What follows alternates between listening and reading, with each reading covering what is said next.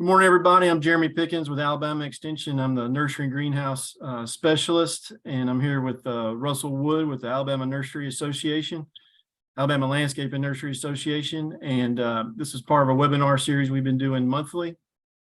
And our speaker today is Chris Marble with the University, Dr. Chris Marble at the University of Florida. He is their nursery and greenhouse weed specialist.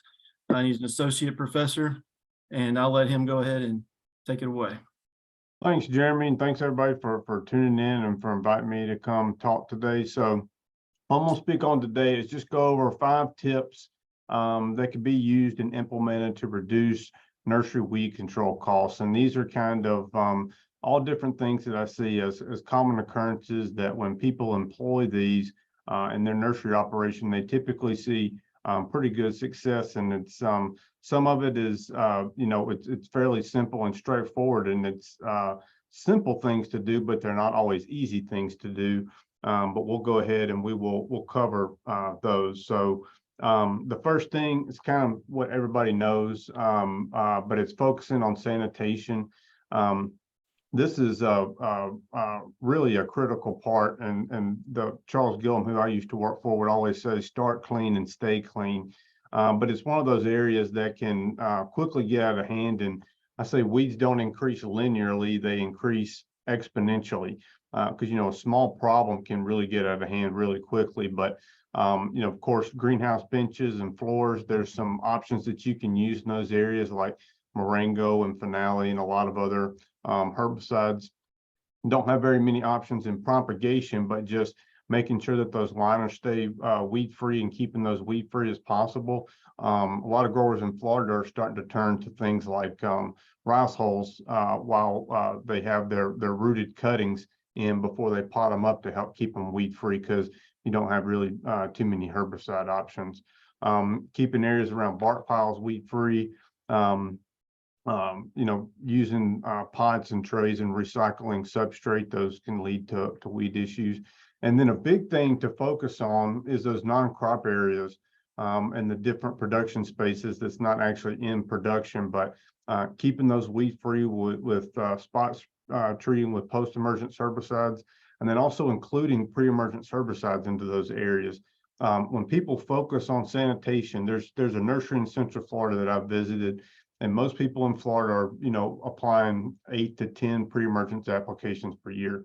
This guy was doing 3 to 4, and one of the cleanest nurseries I've ever seen. And it was because he put, a ton of emphasis on this sanitation principle.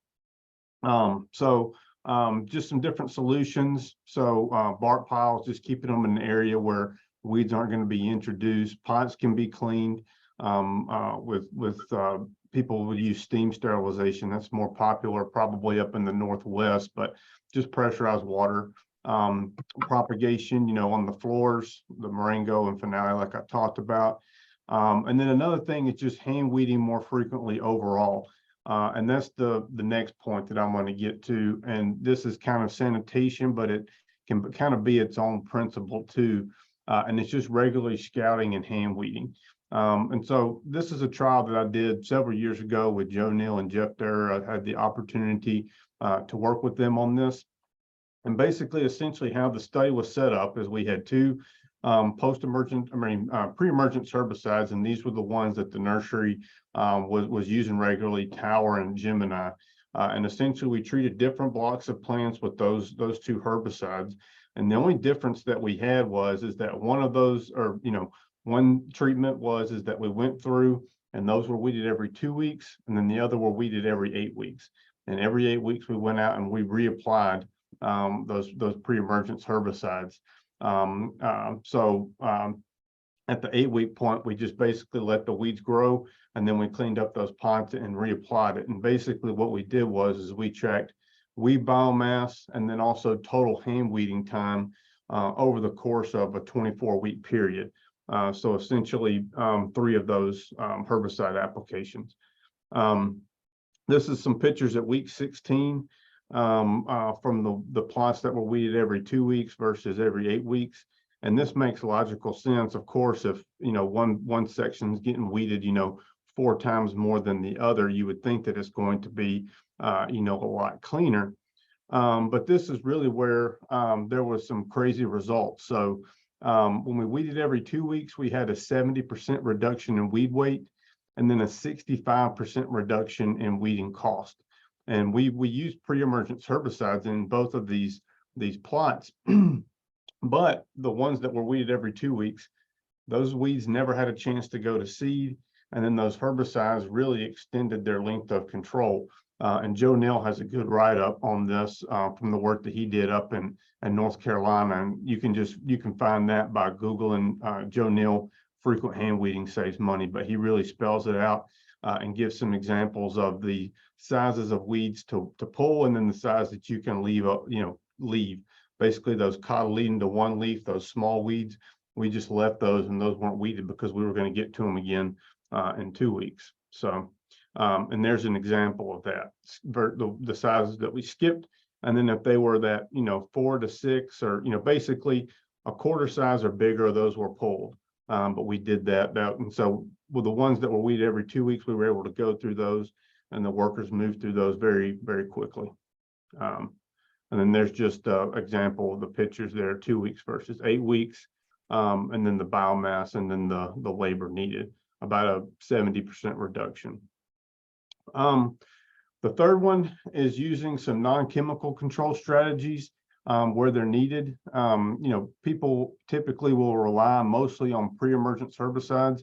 And then those crops that are notoriously sensitive, the poster child for that's probably like hydrangea microphylla. But in those areas, you might not do anything or just hand weed those. But some things like mulches and some other non-chemical tools can be implemented in those areas and really save. They might not give you the same control as a pre-emergence herbicide would, but it's really reducing hand weeding costs, and you don't have that inoculum that can move to other parts of the nursery. But some of these non-chemical tools, they can really be applied, in other areas like propagation, in houses, and then using mulches too. Even if you're using herbicides with the mulch, we've done a lot of work with combining those. And that can kind of give people a buffer.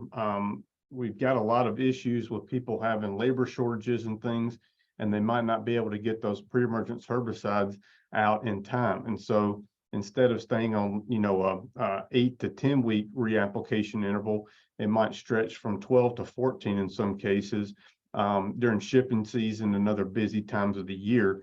But if that mulch is down, that can provide kind of a buffer and provide you a little extra benefit if that pre-emergence herbicide is delayed for weather or labor or whatever issue that comes up. These are some photos that Stilt Pro let me use. They manufacture some rice blowers. There's several places that manufacture rice blowers. This is probably the most common method that people, or the most common mulch material that people are using, are the rice hulls. And several companies produce rice hulls, and they'll ship them out. But there's been a lot of work with those. Rice hulls, pine bark nuggets, just basically pine bark mulch. People have still played around with weed discs. They're probably not as popular as they were at one time. But basically any mulch material can be used. We've also been working with some things like some stratified substrates, where essentially we're using 2 different types of substrates in the same container, both pine bark, but they're sifted to different particle sizes. And you've got a slightly larger particle on top, and then your typical smaller pine bark with sand and peat and all that on the bottom. And we're reducing the water holding capacity a little bit on the top and reducing weed germination. Then we've also looked at things like subdressing, like you have there on the bottom right. We've seen up to an 80% reduction in weed biomass by just simply subdressing fertilizers compared to top dressing or incorporating. And this is back to those combining those non-chemical and chemical control tools. So this is just a slide. This is some work we've been doing with rice hulls and looking at rice hulls and herbicide combinations. And these first 2 pictures, tower and rice hulls, and then tower with no rice hulls. So you see that you compare the tower with risoles to all these other treatments, whether it's just tower by itself, pre-emergence herbicide with the risoles, or nothing. And you get basically we're seeing, you know, by combining those two together, we're increasing it over just the herbicide by itself or just the risoles by itself. So they can be combined with really good results in long-term control as well. And then this is just another study that we did. We looked at various fertilizer placements. This could be considered another non-chemical tool. And essentially when we subdressed or we dibbled, we had weed growth similar to when we had no fertilizer in the pot. You know, and this is averaged over spurge, bittercress, and oxalis, I believe, in this study, and eclipta also, or eclipta, crabgrass, and spurge in this study. But essentially when we put the fertilizer where that ornamental could get to it, but those weeds could not get to it over a 9-week period. And in some cases, in other trials, we've stretched this out to 12, 14, and 16 weeks. Those weeds are growing just the same as they would if there was no fertilizer in the pot. We're reducing the biomass by up to 90% in some cases compared to standard fertilization methods. And then the fourth is just developing a pre-emergence herbicide program, not just applications. You want it to be a rotation of different products, and you want to base this on crop tolerance and the season, the weed species that you're dealing with. And that's really the important part is getting those pre-emergence herbicides. There's a ton of great options. You know, these herbicides aren't out there if they're not effective, at least on certain weed species, but all of them have weaknesses and strengths. And so you want to put them during different times of the year when they're most effective. So you want to figure out what herbicides you can use based upon crop safety, and then know what weeds you've got to control, and then when you need to control those weeds. So the two big seasons in container nurseries is spurge season and bittercress season. So warm season and cool season. But you kind of want to line it out like this. So this is just an example of a rotation, but this is kind of how you could go about building it. So you've got your months of the year, and this is based upon you know, an 8-week rotation where you're essentially applying a pre-emergence herbicide once every 2 months. And then during the different times of the year, look at your key weed species that you're trying to control. And then for your herbicide options, you could come up with everything that you know that is safe and labeled for use on your plants. And then I've got them grouped by mode of action here, because these herbicides that have the same mode of action, especially these combination products, they wouldn't be good rotation partners. So like, for example, you wouldn't want to rotate OH2 with biathlon. They're very similar or the same, you know, in terms of mode of action. So this might be how, you know, you could go if you were doing a different pre-emergence herbicide every application, where you started out with, you know, a 3+21, a soxabin plus prodiamine, then you followed it up with a 14-3, and then a Marengo, which is 29, and then a freehand, then a Fortress or Snapshot or Gemini, and then came back with, you know, another one of those 14+3 combinations. But the thing to look at here with this example rotation is for each of these groups with these different mode of actions, we're not applying those sequentially. We're separating them out by, you know, a couple applications, and that'll improve crop safety and then also weed control as well. So this is just another example, looking at your key weed species each month, and then coming up with herbicide options that are, number one, safe for the ornamental, and then number two, will control those key species. Probably your top species is your most important weed to control, so your option has to be effective for that. But you also want to look at those secondary weed species that are problematic at the same time and make sure that herbicide is still effective on your number two, your number three, you know, on down the list, those weed species as well. Your application interval, this varies a lot by your site and your weed pressure. It's also going to vary by season.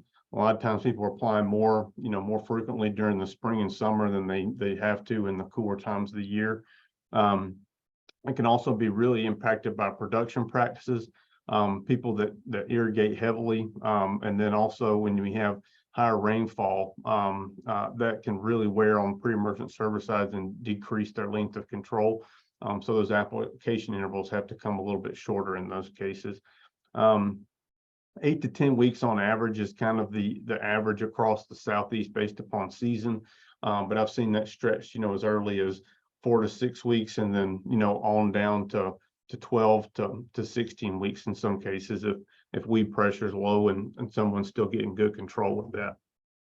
And then the last thing is just if you've only used granular herbicides, you can consider going to some spray applied herbicides.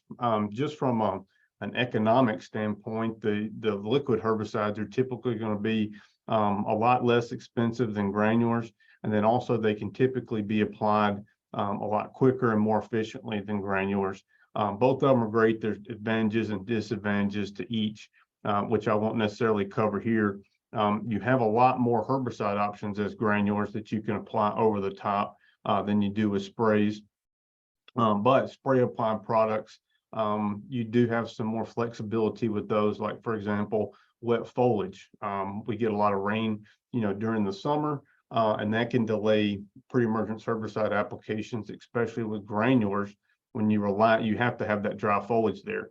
So, instead of going at an 8-week interval, it might get pushed to 10 just because of weather issues. But using liquid or spray applied herbicides could help alleviate that. And then in real world situations, people often see that they get better weed control, and that's not necessarily just a formulation effect, but typically just because they can be applied more accurately in a lot of cases. So that's all I was going to cover today. 5 quick facts. I've got my contact information up there, my email address. Also wanted to plug this article, a lot of the things that I talked about today, as well as some identification pictures of different weed species. They're in this article, Weed Control in Container Nurseries, that Dr. Pickens, myself, and Dr. Steve Lee came up with a couple years ago. But it's got, efficacy information for all these different herbicides. And we talk about the key weed species to look at in Alabama nurseries, and then also developing a program and all these different methods. But with that, I will go ahead and end it and open it up. If anyone has any questions, I'd be happy to try and answer them. But thank you for your time. Well, great. Thanks, Chris. That was great. Does anybody have any questions?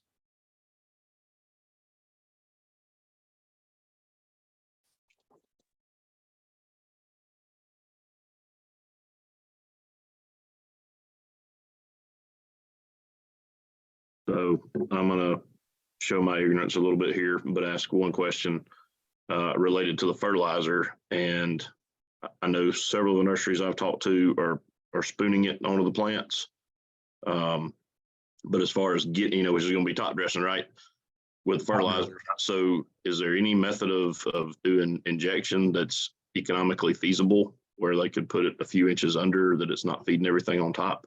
People have looked at that, and there's some methods that people have done where, especially in larger containers, where it's essentially like a dibble application, but like on the sides of the pot, where they're drilling holes in the substrate and then putting the fertilizer in there. I haven't looked at that. We've just looked at all the different placements just initially in smaller containers. But it is kind of interesting. We've done a lot of trials. That slide that I showed, and then some previous ones. Top dressing is usually similar to incorporation, but with some wheat species, they grow a lot better in incorporated fertilizer than top dress. So it's kind of interesting. I really don't know why that is, but we have seen that with 3 or 4 different wheat species pretty consistently. So. Hey, Chris, you kept mentioning a reduction in biomass of weeds. Can you speak to why that's important? Yeah, so we don't, when we do these weed studies, we don't necessarily like to just look at weed count or the weeds that are actually in the pot.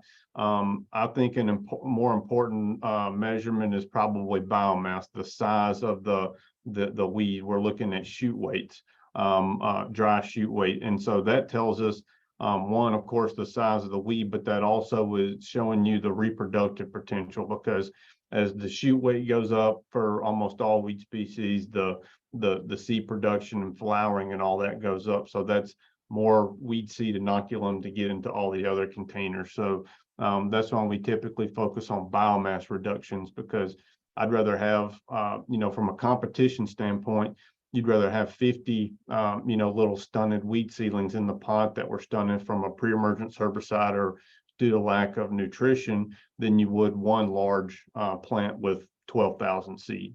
So. Got a question from Alan Brooks, and he asked, for young tree growth, pine and hardwoods, which herbicides are safest after planting?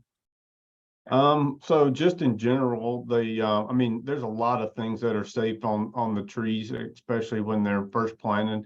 I guess it depends on if you're talking about in containers or in field. But in general, like what I would consider kind of the softer chemistries that have the most plants on the label and been evaluated, a lot for safety would be the like the azoxybin containing products like Snapshot, for example. That's kind of the poster child for safety. But when you're talking about especially pine trees, you have a lot more options that are pretty safe for those. Flumionyx is pretty safe on them, and you have a lot more things once they've been planted in that soil cell. That's a key thing, because when you get cracks and stuff in that soil, whether it's a substrate or field soil, that's when that herbicide comes in. You can get some root stunning and thing, especially with those group 3 herbicides. But you have a bunch of options that are pretty safe, and you shouldn't see any injury with them. So,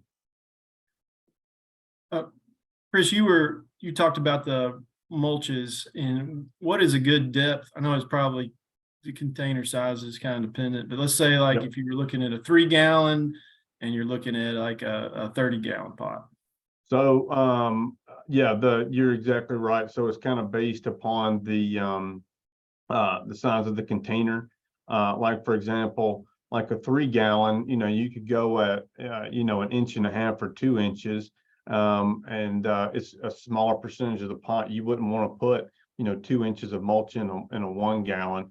You're reducing your potential root biomass by, what would that be? Maybe 30%, in some cases, depending upon the pot size, or especially like a tray gallon. And you're coming way up on the stem of that plant too. For most weed species, you really start to see a reduction in longer term control when you get to at least 1 inch to 1.5 inches. So going at that depth, or like a couple of the slides that I showed, we looked at 25-gallon, I think it was 30, or I forget, but it was a larger container size trees in nurseries. And those we put them out at 2 inches. So a good, like for smaller containers, a good thing to shoot for is like an inch or so. And then by the time it settles and everything, you want, basically the idea, you want to make sure that surface of that pot is covered. For those larger container sizes, you could go up, 1.5 inches, 2 inches, and not have any, negative effects, in terms of the crop, and you still have a good amount of roots and everything. So. And you may not know off the top of your head, but let's say with rice hulls, what's the cost for just material cost, I guess, per container for like a gallon or 3-gallon? I calculated this up for a poster I'm doing at ASHS, and I forget off the top of my head. It's several times more expensive than like the herbicide cost per pot. So I forgot what it was. It was like 4 or 5 times as expensive. But the thing you got to factor in with herbicides too, which I'm a big proponent of pre-emergence herbicides. This isn't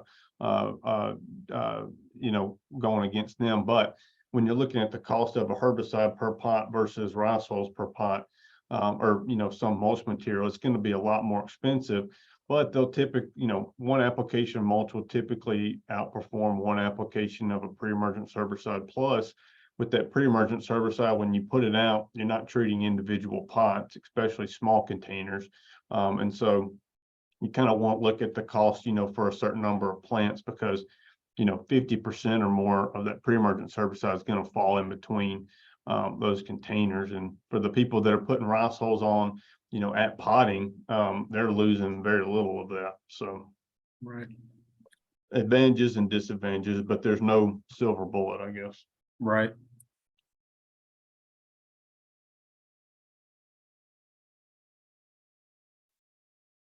I got one more, and just because I got this question the other day, and didn't have an answer off the top of my head, but do you know off the top of your head, do you know some good options for ornamental grasses, pre-emergent? Pre-emergence. Yeah. Yeah, so people are we've looked at a lot of these with IR4 over the last couple of years. And two of the things that we've looked at that have been consistently probably the number one thing that, at least in IR4 protocols, that we've looked at that's been consistently safe is pendulum. So pendimethalin, whether it's granular spray, it doesn't really matter. We've also done a lot of work with Dimension, which that's mostly considered like a turf herbicide, but it's got pretty good safety. I don't think we've ever injured any ornamental grasses with either one of those herbicides. And then another one too, so it's a combination. It'd be like a Gallery Dimension mix is Fortress, and that's a newer granular herbicide, but we've done a lot of work with it and seen it to have pretty good safety. The thing to steer away from would be like the freehand and tower, and those labels will actually tell you not to apply those on the ornamental grasses because you typically will get injury there. So Gotcha. That's good. Good info. All right. Any other questions? Well, Chris, thanks so much for your time today. It was a great presentation, and I'm sure we all learned a lot. And thanks again. thank y'all. Thank you for having me. Have a good rest of your day. Too.